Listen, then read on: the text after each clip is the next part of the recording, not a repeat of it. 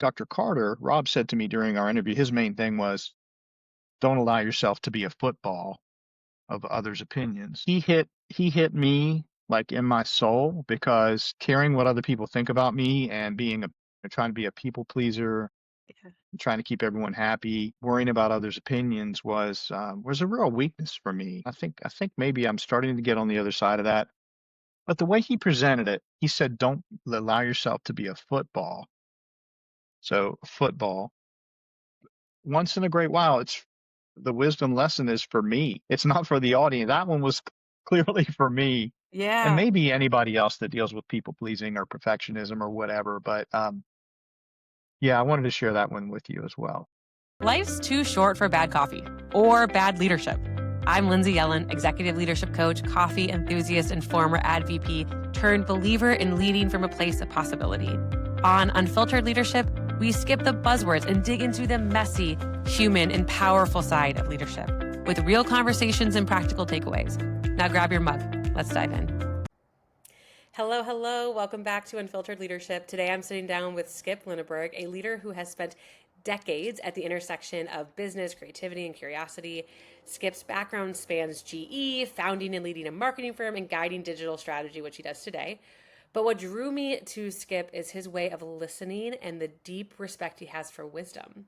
He's the host of the Main Thing podcast, where he's recorded over 130 conversations with people from all walks of life to uncover the one lesson they hope to leave behind. I was recently a guest. It was a huge honor. I loved sharing my main thing. But really, the way he talks about wisdom, I love so, so much. How it shows up, how we earn it, how we live it is so powerful. This episode explores a kind of leadership that doesn't just teach, it transforms. So cozy up, grab your mug. You're not going to want to miss this conversation with Skip. Hey, Skip, good morning. I'm so thrilled and honored that you are joining Unfiltered Leadership today. Good morning, Lindsay. I'm just delighted to be here. Yeah, it's I see that you're wearing a little bit of orange for Halloween. For all listening, we are recording this on Halloween morning, which we haven't even Yeah, acknowledged yet. we are. I thought about having a mask or some kind of goofy Halloween prop, but then I thought better of it. All is welcome here. And I gotta ask, and this, well, for you, it's like I guess approaching afternoon, right? But for us over here in the morning. But what do you have in your mug this Halloween morning? Yeah, so here's my mug. Hey, what does it What's in say? Can you read it out? Do one Do thing every one day that thing scares you. every day that scares you. I love that. It's a Eleanor Roosevelt quote, Mm-hmm. and I think we'll probably get into that a little bit more with one of your fundamental questions. Yeah, it's a good. But what's That's inside right. of it is something that I picked up this morning. Had a dental appointment, Looking great. all cleaned up and shined up. There's a great coffee shop just down the block, and so I went and got a West Virginia salt maple. So it's a blended drink. I had mine blended with oat milk. I guess you would call it a latte of sorts, but it has maple syrup in there, West Virginia local maple syrup, and Amazing. West Virginia salt that comes from Dickinson salt here in the valley, and so made with oat milk, hot, extra large, and then I came back and put it into this mug. That sounds like a really wonderful Friday. You had me at like local West Virginia maple. You Yeah, had me there. That's those maple amazing. trees are all adorned in gold and brown and red, deep red and orange right now. And then later in a couple months they'll be giving up their sap for the next year's batch of maple syrup and other maple products.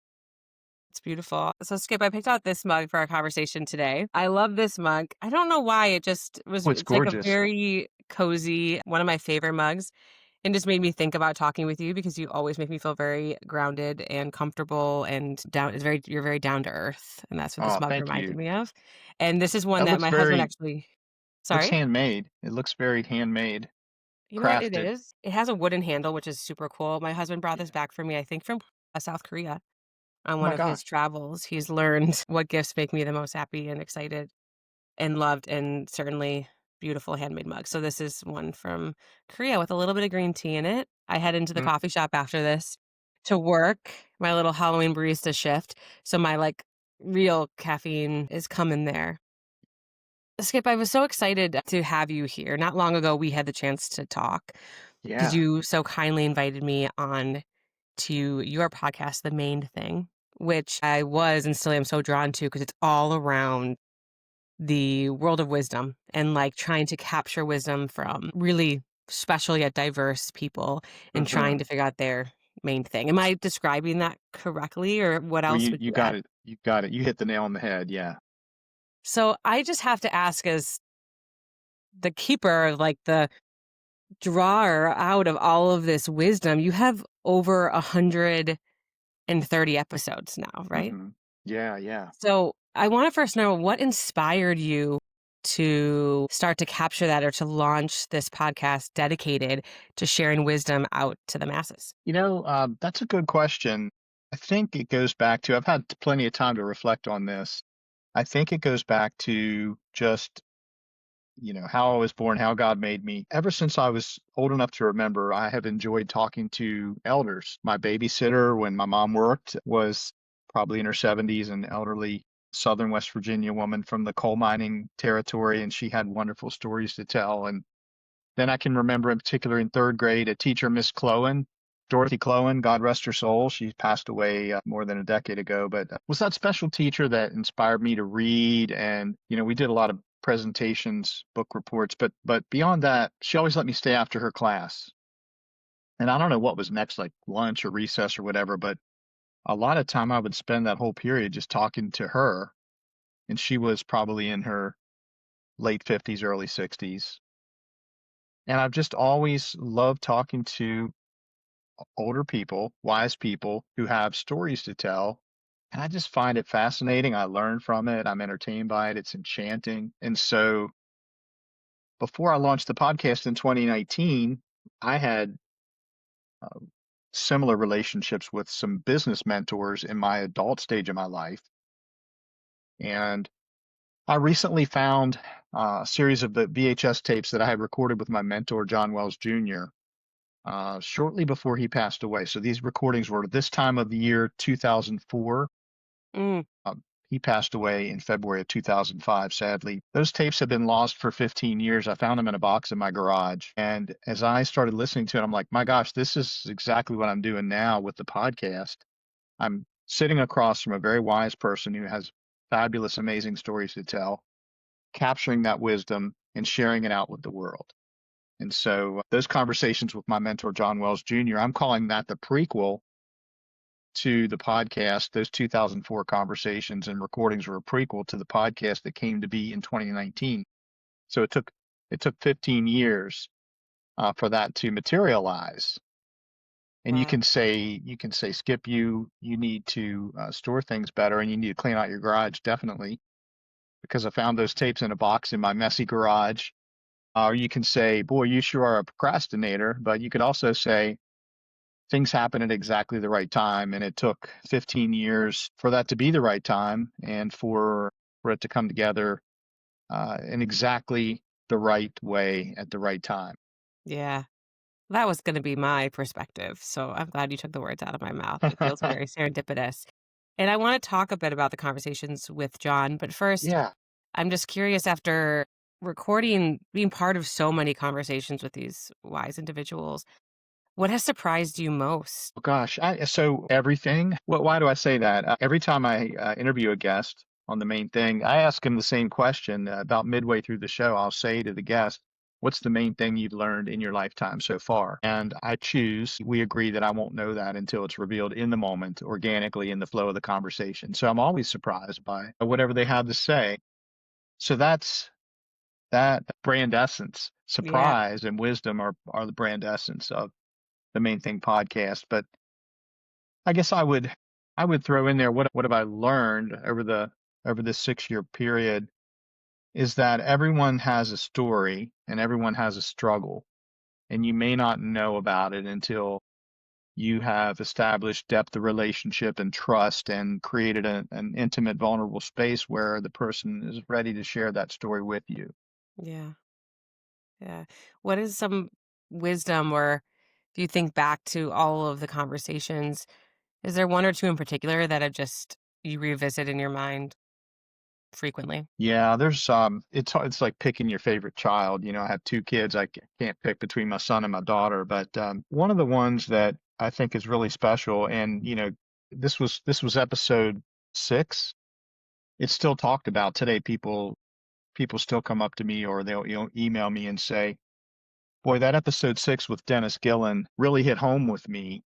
And Dennis talked about, it was an episode where we talked about grief. There's wisdom to be gained there. Grief is not something that we want to spend time thinking about. We don't want to get good at it. I don't want to be good at grieving. I don't. But I do want to navigate through it better, because as you get older, you're gonna encounter grief more frequently. It's just life. So Dennis's main thing was, let the sorrow do its work. Mm. Let the sorrow do its work. Don't try to hurdle over it. Don't try to ditch it and go around it. Go through it, be mindful of it, and feel it, but also say, what is this teaching me? And what does this sorrow have for me? What is it saying to me in this experience? It's so beautiful. I'm really glad you brought that up. It's so interesting. Grief is like this constant that keeps coming up. I just recorded a recent episode with a brilliant man, Bill Kurse, that's coming out, and he and I talked a lot about grief. We first connected on grief, me losing my dad, him losing his mom years ago, about 5 years ago. And then, but it's something that it's like a dark box in the corner that for so long, I think I thought I could kind of, you know, Fast forward work, it. yeah, work my way through it, you know, think my way through it, achieve my way through it, all the things. And then it wasn't until probably the last few years, really, that I was like, nope, like what you resist does persist. Hmm. And you have to let the sorrow do its work. And it's different for everyone, but it's like the hardest but most truest work because everyone is going to go through it. It's like, I love the podcast of All There Is from Anderson Cooper. I don't know if you've listened to it, all about Listen grief, to but just a couple episodes. yeah, it's really It is beautiful. excellent. And he talks about how grief is a thing, like you said, like we often don't want to get better at it. We don't want to talk about it. We don't really want to think about it. And we don't talk about it a lot, and we often avoid and kind of turn away from it because it's very uncomfortable, very vulnerable with other people. Yet it's like one of the most common human experiences, no matter what, we all go through it. So I've just been sitting with that a lot, knowing that as we continue to move through life, it continues to present itself in different forms. And what you do, I have resisted in my own grief processing, is going to continue to come up until I'm ready to let it do its work. So I'm not surprised that that was so powerful because it is something we all truly need wisdom around, something so difficult, yet we often shy away from it because it's just very vulnerable and difficult. Yeah. Yeah. Did you ask me for two? I have a second one if you want it. Of course, I want it. Yes, please. Yeah, All the this wisdom.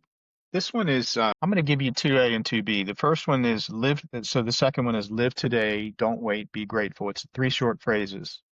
Live today, don't wait, be grateful.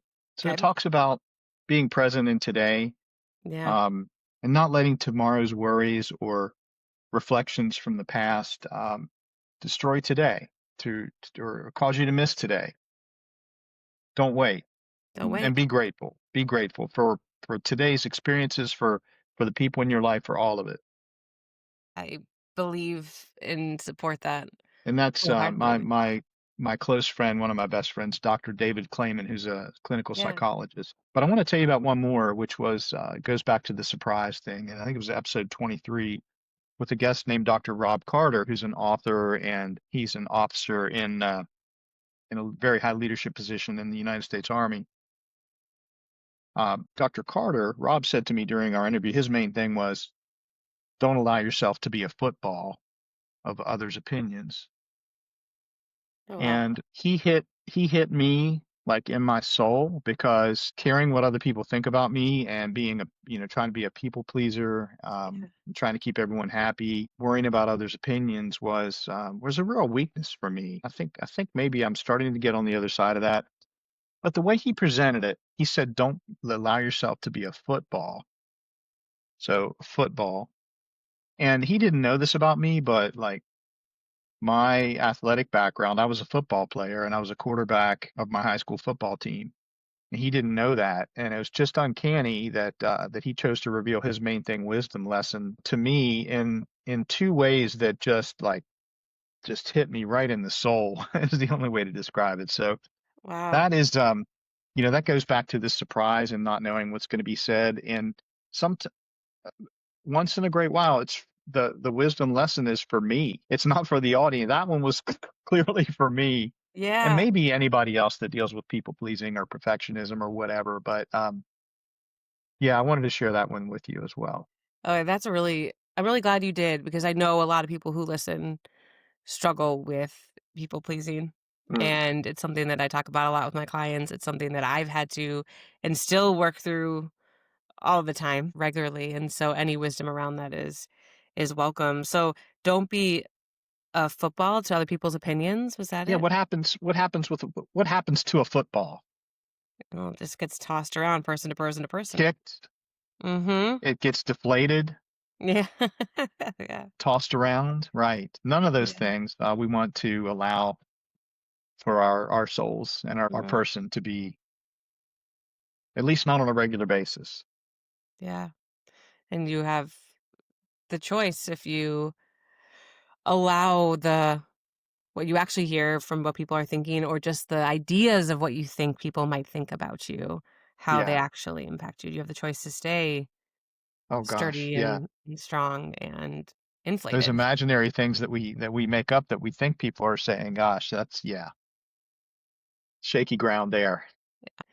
It truly is. And I'm curious with what was some of the wisdom that as you revisited these tapes with Conversations with John, your latest series, what stood out to you most in revisiting all those? So there were a total of 2 hours, 157 minutes, 2 hours and 37 minutes of recorded conversation.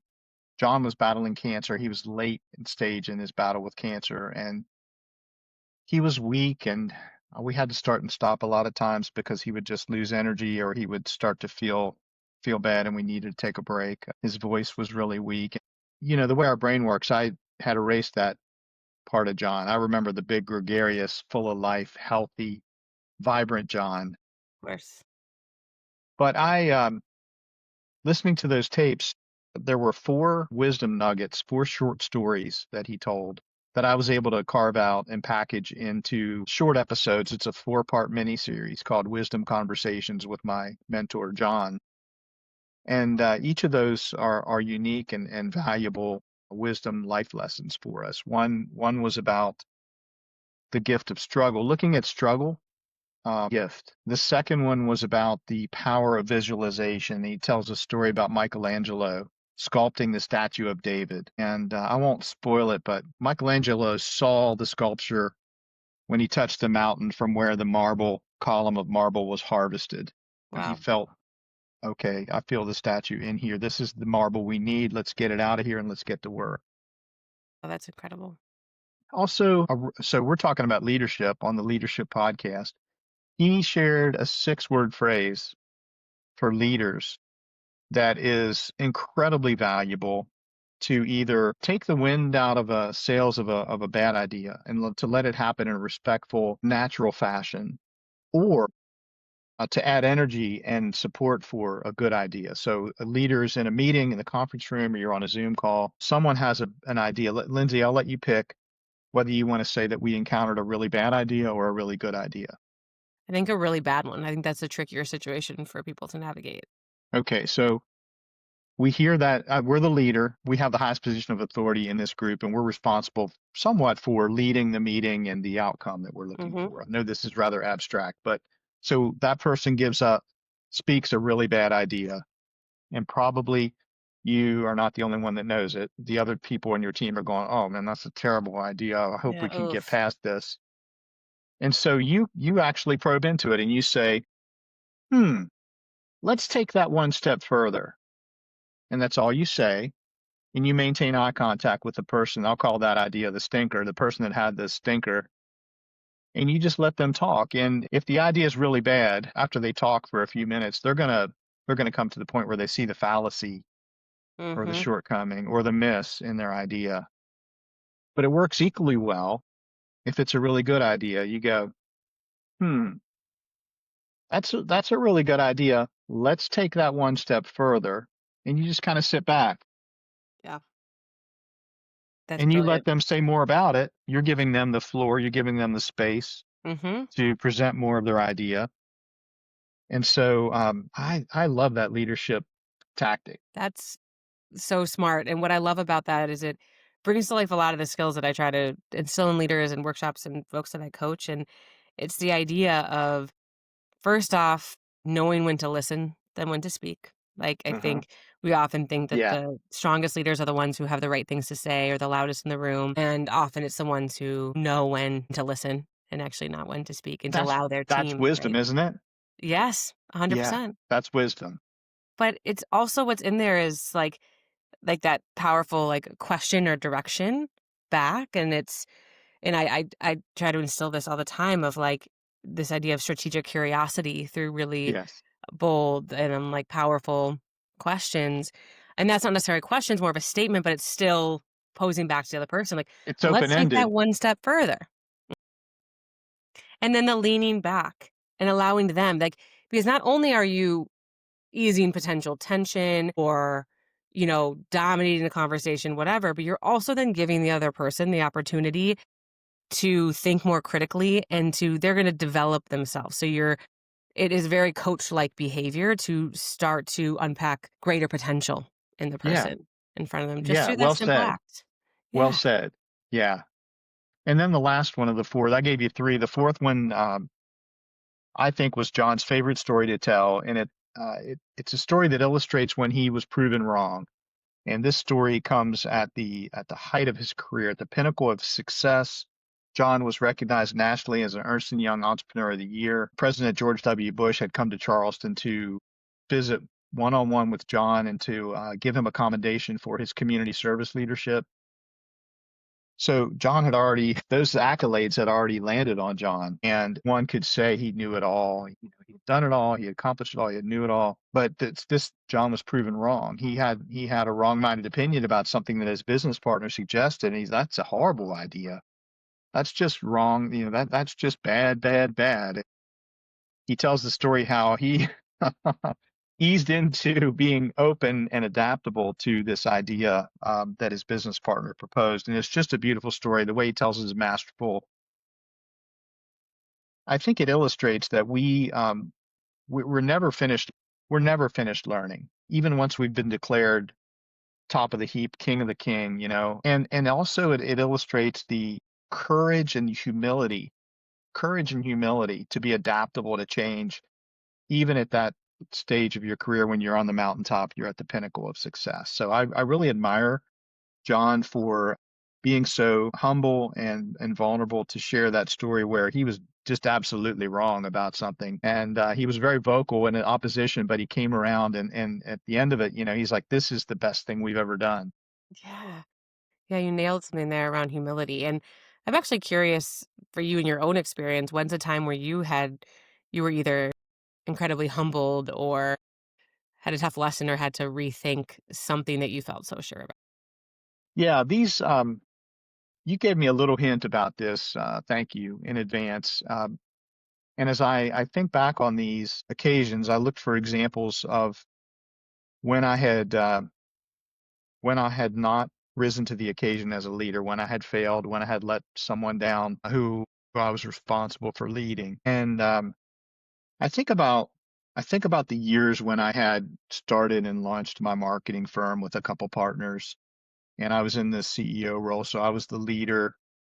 And I was young and immature, and I wasn't humble, so I shied away from some of the less glamorous work. I love to work on creative and research and concept development. I love to work with the designers and the writers in our firm and to work directly with clients. But I shied away from the operational work, scheduling, prioritization of client work, looking at our numbers, digging deep into the messy costs and revenue numbers and just getting down into those like you need to wallow into it as when you're a business owner.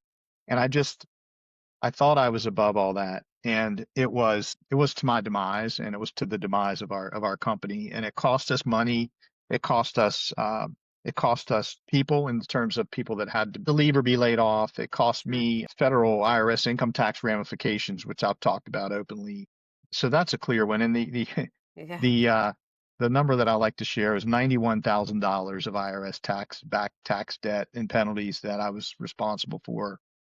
And we worked through that. But that was, if you want to put that on the scale and say, what did that cost you? I mean, that's just one quantitative measure of what that cost me. But I think it also, Lindsay, strangely enough, during that same time, as a leader of my family, if I take leadership in another context, Always. I idolized work. I was all about my identity was my work at that time. It's not anymore, but at that time in my life, my identity was my work.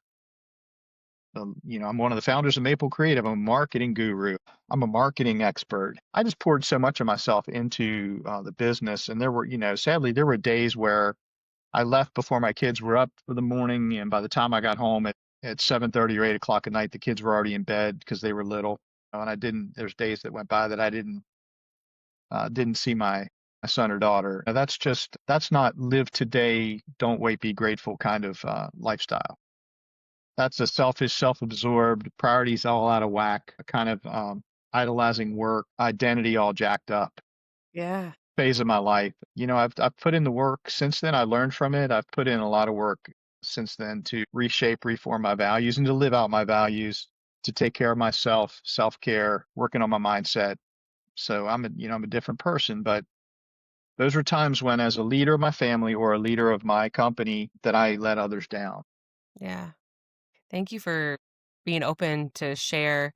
We don't often get to hear a lot about the messy middle or those kind of hard hitting rock. I not necessarily saying this for you potentially, but it's kind of rock bottom moments when you're kind of like, how did I get here No, and how do I get out of here? you can say that. Okay.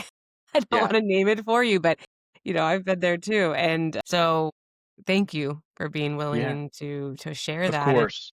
I And think I think I wanted to say to you that it's interesting how the brain works is we tend to erase those. If those are on the whiteboard, we tend to blot those out or fade them out into the background. So I had to do some, intentional, had to spend some time there, had to do some real thinking and digging to come up with those because I think our brains tend to suppress those and elevate the lighter, happier, more successful experiences. we're very good at trying to protect ourselves in all ways, including erasing the moments that are So true. most difficult and vulnerable. And you said So you've done true. a lot of work, you've changed a lot. If you had to distill that period of your life down to a piece of wisdom or lessons that you carried through to now, what would it be?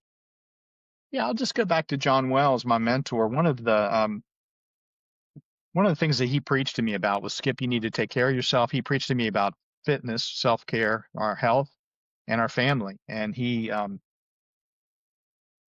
eventually, maybe not during the time when he was still around, but he eventually got through to me. That advice I took to heart. I know this is not a religious podcast, but around that time, I also accepted Jesus Christ as my Savior and started going to church regularly, got involved with men, got involved with a great group of men who would come together to share openly, to pray for each other, to share our struggles, to study scripture together, to read books together.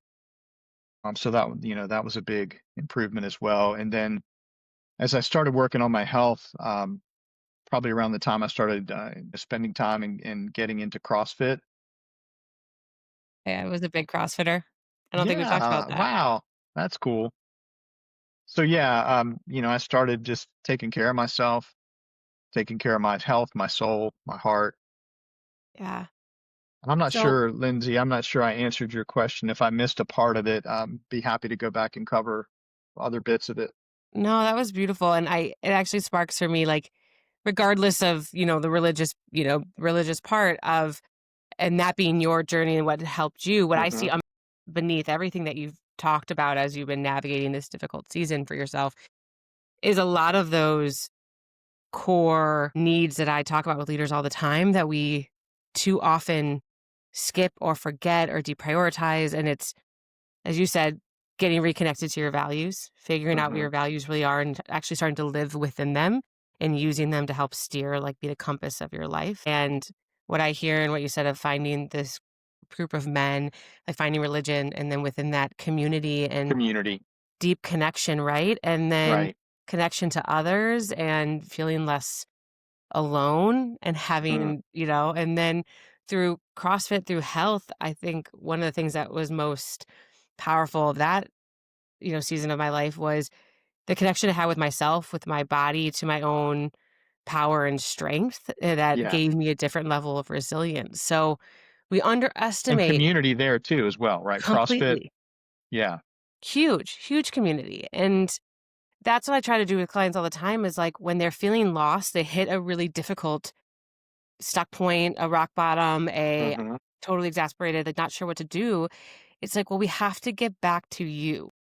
You have to get back to what are your values? How do you reconnect to yourself through also connecting to others? And that is what gives you, and I'd love to hear if you agree with this, but gives you the clarity and the confidence to be able to move forward again because you're doing so by looking inward and versus looking outward, going back to the people pleasing, right? Doing what you think you Right. should do versus what you really Right. necessarily need to do.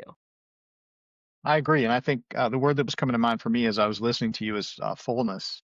Yeah. I can't really be great when I'm empty inside, but when I'm full inside, I think I can project my energy, my influence, my purpose out into in a useful and valuable way into my communities, into the world around me. Mm, Fullness. fullness. I think you said I can't do much or add much if I'm empty inside. Yeah. And that is like, I felt that very deep. And, and I think that's a part of what's happening right now is I think there's a lot of emptiness Mm, going on. hmm. And And I think that fear. emptiness is coming from lack of grounding priorities through a lot of fear, a lot of uncertainty. I think it's causing folks to have like, I know for me often like to like almost like a pit of despair or just not quite sure in what to like grasp onto anymore. Yeah. And so I think it's beautiful this reminder today of how you can create your own fullness to be able Hmm. to Hmm. be the leader that you need and that others need right now. Indeed. Yeah. Well said. How do you keep yourself full now? It's a lot of work, but it's good investment. So I continue to meet with a group of men every Monday at noon. We have a men's lunch bunch. We're reading books together, and Is it you just call it the lunch bunch? that's not what it's called, but Oh, it we should could be call because it a that's lunch amazing. bunch. Yeah. Um, right now we're reading C.S. Lewis, The Screw Tape Letters, which is just one of the most clever books ever written. I journal. So, I have my journal every day. I journal. That's a fundamental part of my day. In my morning practice and how I wake up my body and my brain consistently every day, I do about 20 to 25 minutes of yoga and stretching and movement. There's some qigong in there. There's some yoga elements to it and some stretching and just moving the body. I go to church, I worship with my wife and family. I exercise. I am just really into like contrast to CrossFit, which is high impact, high intensity. I'm very into low intensity workout now. It's just movement. I mean, I walk sometimes with a weighted vest, usually without. Sometimes I jog. I run very embarrassingly slowly, but it's movement nonetheless. And so Yeah. I try to stay very consistent with those. I need those things. I need to wake up that way. I need to pour my heart and soul and intimate thoughts out into a page in the journal. I need to be outdoors for 30 minutes walking or jogging. Those are ways that I take care of myself. And I Yeah. have two best friends that I get together with every week, one for coffee, one for lunch. And with those two best friends, we don't talk about sports or politics or the headlines. We talk about our challenges, our struggles. We talk about these kind of things. How do you take care of yourself? What have you found that's working for you? We talk about our marriages. How's it going in your marriage? Like what did you do that worked this week? What did you do that served your wife unselfishly, unconditional love? How was that received? What are you struggling? Where have you guys run into some clashes or struggles? And so those things are just such a blessing to me and help me to sort out my values and help me to process my struggles. Wow. That's an Like, I'm so, almost speechless hearing about that because it's so beautiful. I used to well, in Chicago, I used to every week similarly get together with my best friends. Like, it was a very, like, religious thing, and here I have it's different, my relationships have shifted, but just because I 'cause I'm new to a community, so it's still working through that, but I just think it's such a rarity to hear that type of ritual and that type of depth between men, and that's a really sad thing to say, but I think it's and I would love your perspective on that, but I think that's also a big problem in today is that people are not having those kinds of conversations, yet we need them. We're not meant to go through this life alone, right? Yeah. Yeah. No, I think men, especially, there's this age break point. I don't know. Let's just say 40. That's not exactly right, but over 40, do we tend to be lone wolves? Yeah. We tend to do it. We tend to think and try to do it on our own. But we lose connection. Maybe those are years where we've had children and, some of our social time has shifted. So that is true. And it's something that hit me and I had to intentionally, mindfully rebuild those relationships with men, with male friends. I think there is a study out that shows that one of the greatest predictors of longevity is how many close friends you have at age 50. Yeah. If you have 0 to 1, you're probably going to live 15 more years. I'm making these numbers up, but it's built like this in a stepwise graphic. If you have 2 to 3 friends, you're going to live to age 80, let's say. But it is predictive, and it's done by a research company with the science to back it up. Yeah. I've read about that. Is that the same I wonder if that's the same one, that the longest standing study from Harvard or something where they followed all of these people. Yeah, long. Yeah, right. It was what was landmark breaking about it was that it was the first longitudinal study of what was it, 30 years? Yeah. They followed these participants over a 30-year period. And I love the findings so much because it's not about hacking biologically and, like, Right. the vitamins you take or the exact, cold plunging or, even just, like, the solo practices that we hear are How so, many you how know many chia seeds do you eat per day? right, and, like, of course, the meditation, the journaling, all that's very important, but it's, like, actually, it's about the human connection. It's about the friends and the relationships and investing in others and having those relationships back and that being the greatest predictor, and it's like, yeah, that makes sense, yet too often in this world where we end up more and more siloed, more and more, Right. virtual Right. as well, or connecting artificially in a way that maybe feels like there's depth, but there isn't, we're getting it wrong, and we need to Hmm. start to right sides that ship because or else we're all gonna I think we're kind of heading into an fortunate crisis that we can fix, and, like, we just Yeah. need more connection, we need more community, we need more support, and feeling less alone in life that's not easy, because it never Right. is. So true. Yeah. Um, and you mentioned a few times now your values, and I would love to Hmm. talk about those. Sure.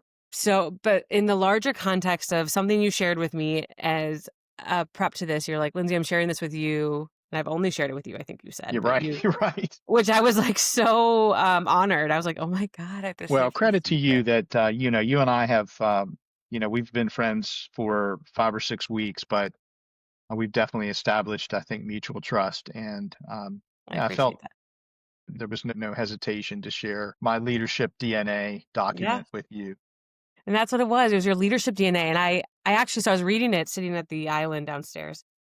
Honestly, as a leadership coach and like someone who loves all aspects of leadership and self connection, understanding in leadership, I was reading this and I was like, my jaw was on the floor and I was just like fangirling over how incredible this was. And that knowing that you did this from what I'm assuming on your own accord. Well, not quite. I was led through, and I Good. Tell me honestly more. don't remember. Okay. This is like finding those lost tapes after 15 years in a box in my garage. I found this leadership DNA document in my iCloud, and I just stumbled across it like a couple What? months ago, and I was like, "Oh wow, yeah, I did this." I think it was done in 2020, maybe Okay. And it, 2019, 2020, uh huh. and I was participating in a group, and I don't remember. I literally don't remember which group it was, but we all had to do this exercise, and there were prompts in there that you had to write to. Okay. And so that was facilitated, not created. Kudos to that group, and kudos to you to putting the heart in it that I could sense and get lift off the page. But I was just like, and not just the fact that it was created, but some of what you were reflecting on and sharing in there. And I first, after rediscovering it, as you just shared that you did, what stood out to you? What was it like to revisit your leadership DNA? It was gave me the fullness feeling. It was validating. It was still true. It was still 100% truth. As I Wow. read that, like, yes, this is what formed my leadership. This is the pillars that hold up my leadership. Um, yeah, and those are, and also in there some stories and events that were pivotal moments or turning points. And when I was reading that, I even stopped and said to my husband, I go, this is so incredible. This is leadership DNA I'm reading. And one parts of it was those who influenced my life. And you had so many bullets. John Wells Jr.'s Mm, in there, as well as right. people in your family and different leaders and our coworkers and such.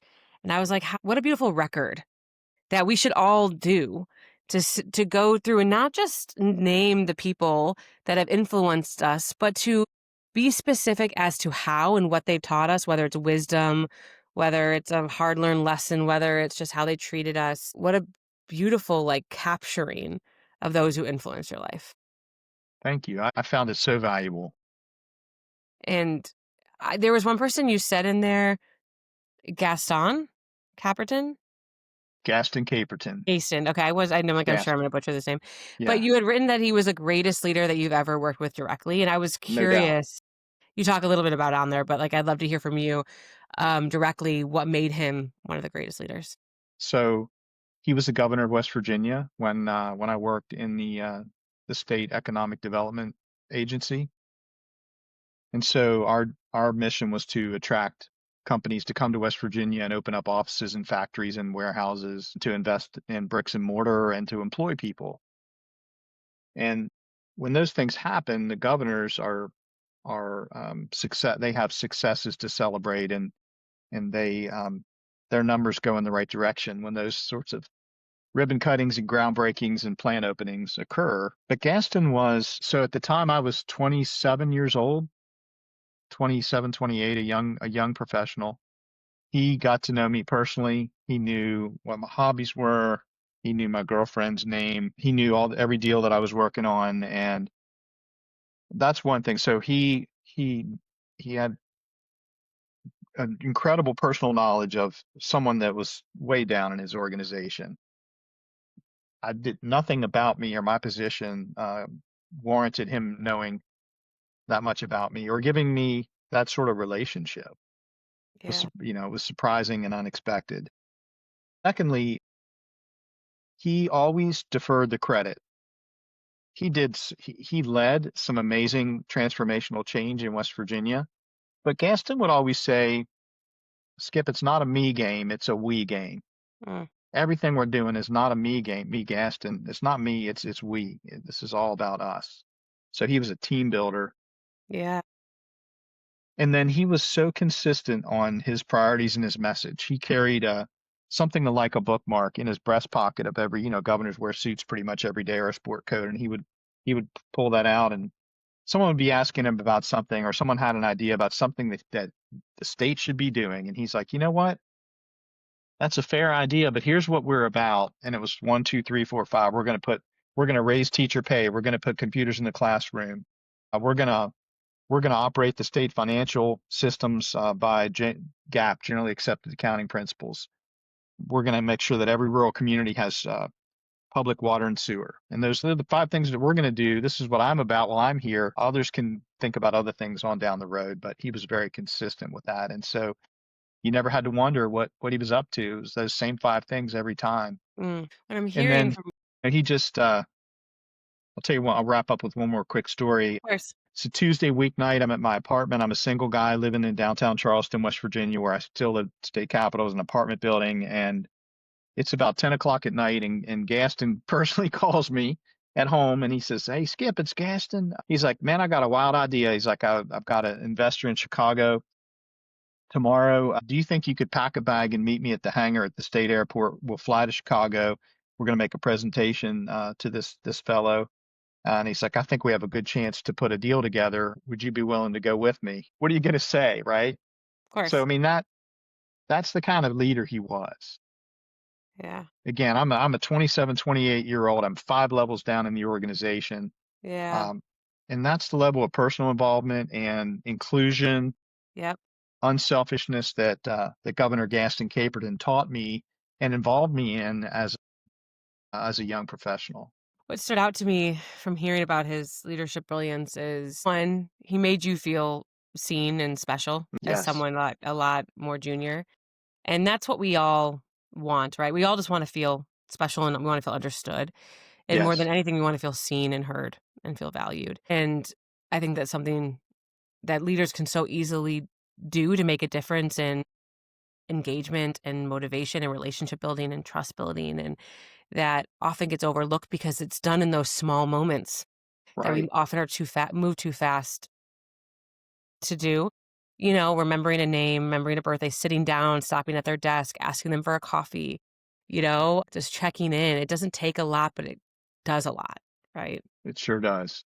And also the we, not me, that's like a very strong team value to instill. Like we are in this together. That creates like a common purpose, which is really critical. Hmm.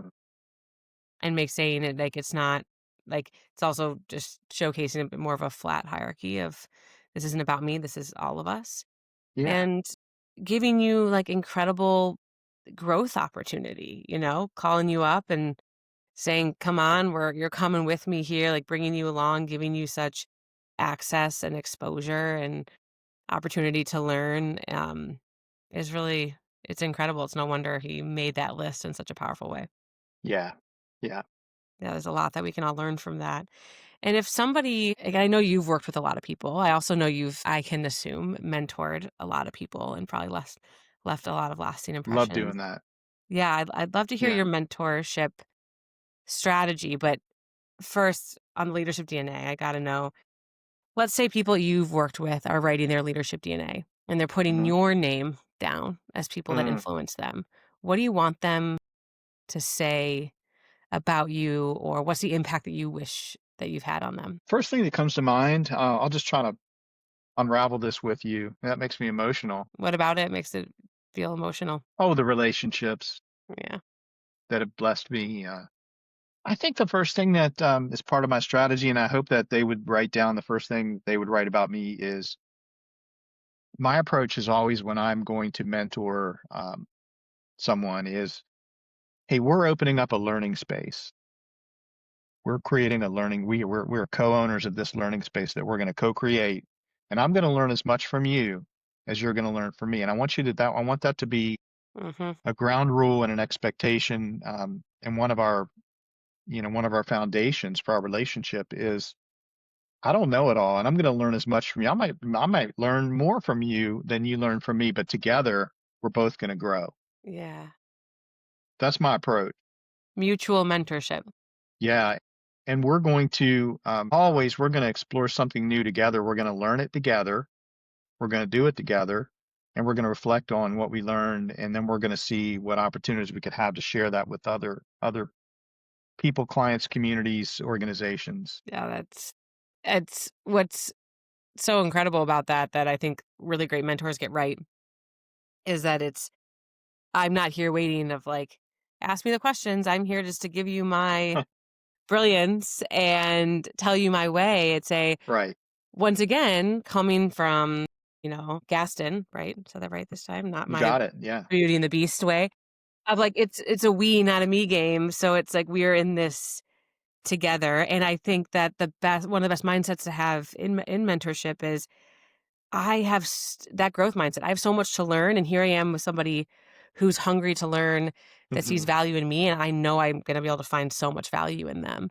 And we're Yes. in this to build a relationship together that is mutually beneficial. Yeah. Exactly. Perfectly summarized. Yeah. Perfectly summarized.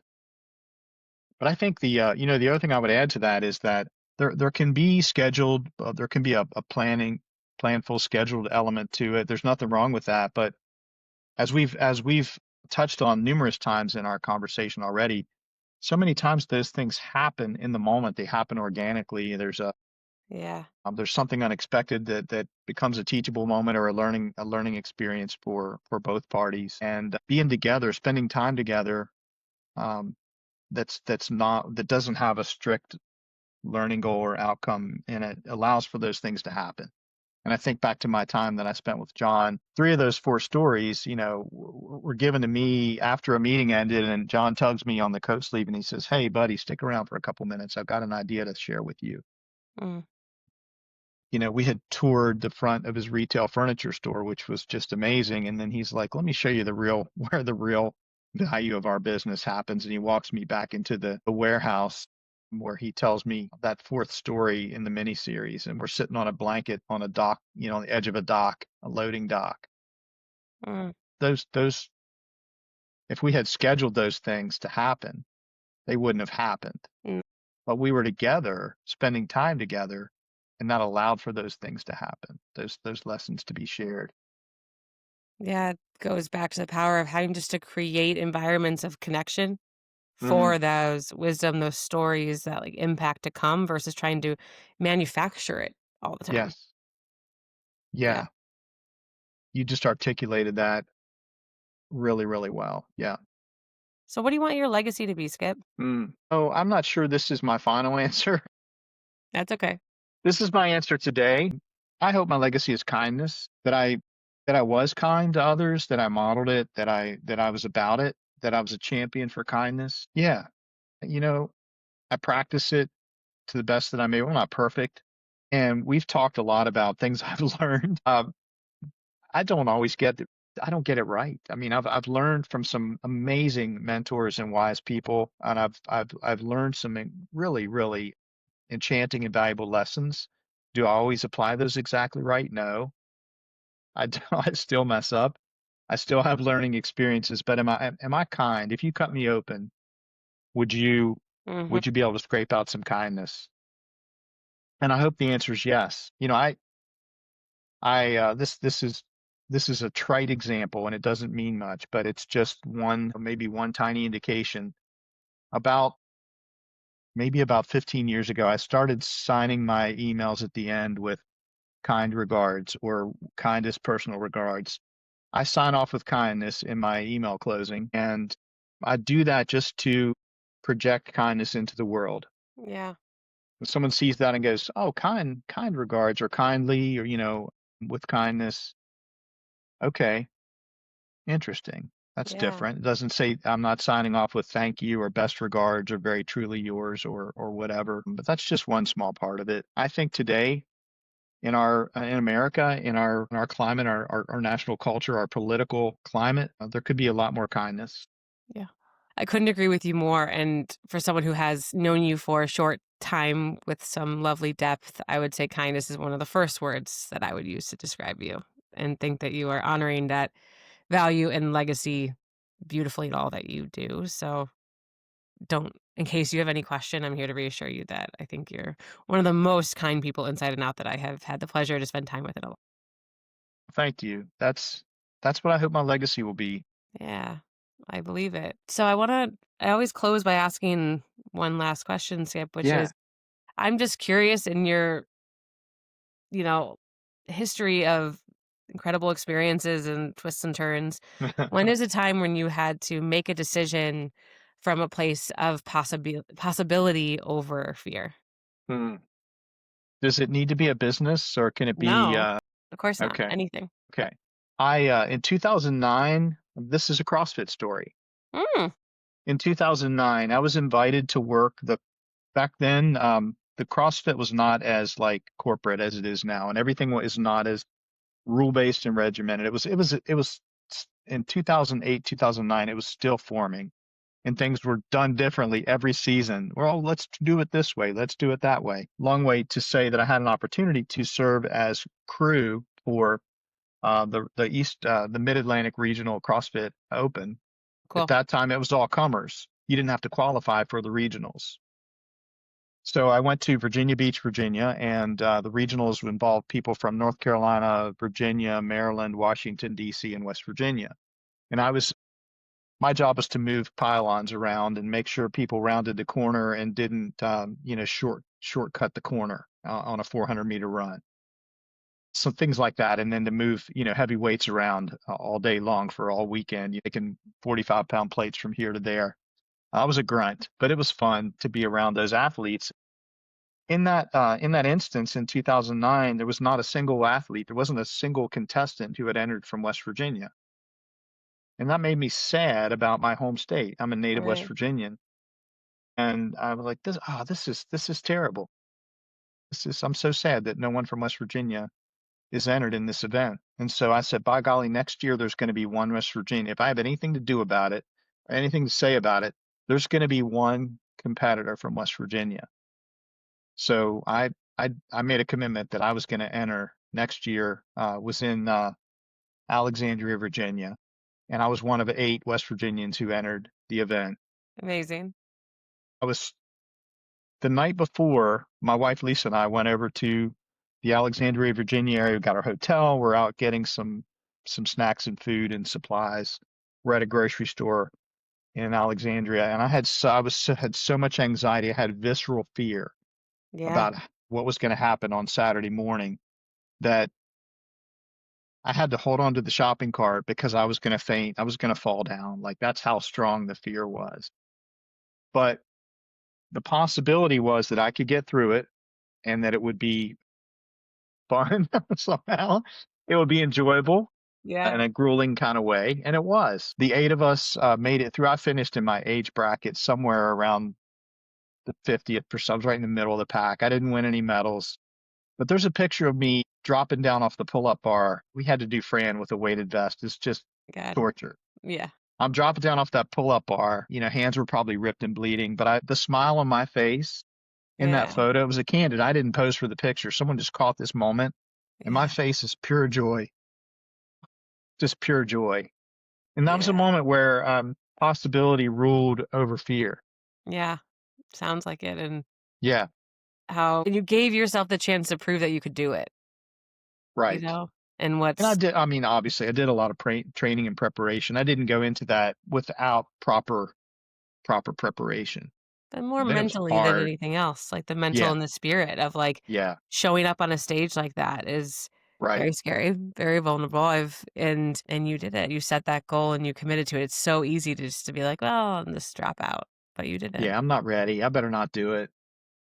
And I think that that's like, I love thinking about the courage it takes to step forward in possibility. And it's about taking a step. You're at like the precipice of like, do I do it? Do I not? And it's like taking Right. that step forward versus, that step back. And you took that step forward into a very difficult workout. But congratulations. Thank you for Yeah. sharing that. I love that Yeah. story so much. That was fantastic. Skip, I just like am just tickled by our conversation today because I love I'm everything that delighted we've to. covered. Yeah.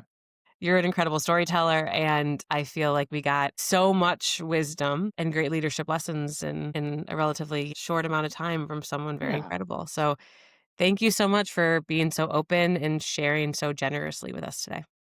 Oh, it's been so much fun. Thank you for having me on, Lindsay. Thank you. Have a great Halloween. All right, you too. So long. Bye.